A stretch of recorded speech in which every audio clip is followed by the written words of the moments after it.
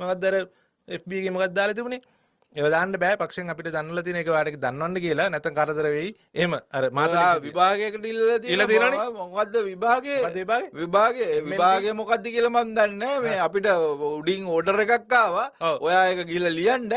ලිව්වේ නැත්නම් කරදර වෙයි එහෙම නැත්නම් ඔයා ඒක ගිහලා ලියන්න ලිව්වොත් අපි ඔයාලට රස්සාව දෙනවා එහෙම දීලා එහෙම කිසිම විදිහක අදාළත්වයක් නැති පුද්ගලයෝ මේ ළමයින්ට කතා කරන එක ළමයි කියන්නේ මේගොල්ලෝ වැඩි හිටියෝනේ ඇත්තටම සෞඛ්‍ය අමාත්‍යාංශයට